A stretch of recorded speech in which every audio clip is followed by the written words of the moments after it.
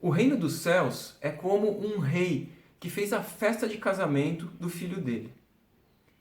Jesus faz essa comparação e mostra que os convidados não quiseram ir para essa festa. O rei ainda mandou os servos dele uma segunda vez para dizer: "Tá tudo pronto, vem".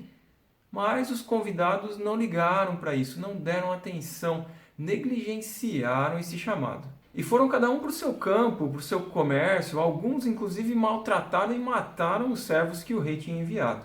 Parece um absurdo, né? E é mesmo, mas é o que acontece todos os dias.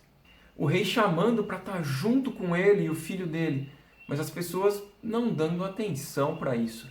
Jesus está falando que o reino dos céus é como esse rei que fez a festa de casamento do filho. Ele te chama para estar no reino dele, ser reinado por ele, governado por ele.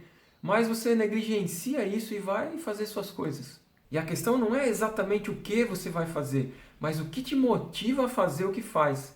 Você vive assim porque é o rei que quer assim? Você vê nessa parábola que os convidados não quiseram ir. Se você não quer ser governado por Deus nessa dimensão de reino que a gente vive agora, não vai ser surpresa se numa dimensão de céu mesmo você ficar de fora.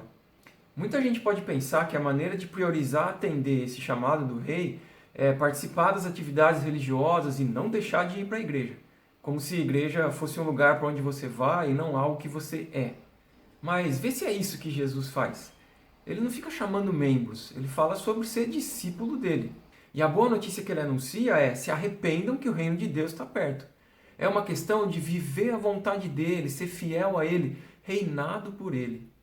E sendo assim, fica mostrado que só deixar certas práticas das instituições religiosas também não é suficiente. E sobre ser discípulo dele, Jesus já deixa avisado: se não renunciar a tudo que tem, não consegue ser meu discípulo, não é capaz. Talvez porque se não fizer assim, você acabe priorizando o seu campo, o seu trabalho ou o seu casamento ao invés de seguir Jesus. Essa fala dele está justamente na sequência de uma parábola em que um homem também está chamando as pessoas para participar do banquete e elas ficam dando essas desculpas para não ir. Jesus contou ela quando alguém tinha dito: "Bem-aventurado quem comer pão no reino de Deus".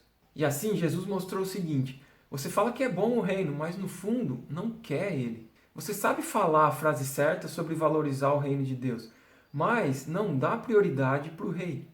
Isso é muito comum, acontece com muita gente.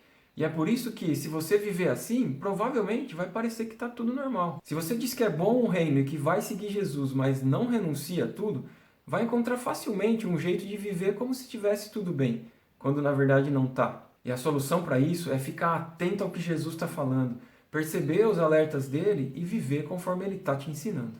Jesus contou essas parábolas em contextos em que ele estava sendo rejeitado por religiosos de Israel, que poderiam caracterizar esses primeiros convidados que rejeitaram o chamado do rei. Quanto mais parecidos com esses religiosos a gente for, mais chance a gente tem de ser como esses primeiros convidados. Apesar disso, o banquete não ficou vazio.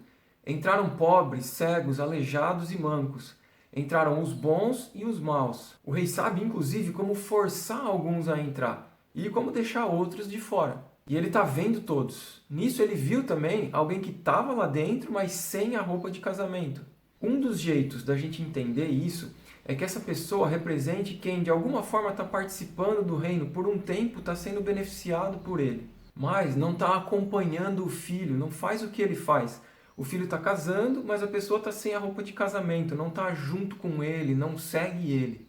Então, é amarrada e colocada para fora, no escuro, onde tem choro e ranger de dentes. Porque muitos são chamados, mas poucos escolhidos.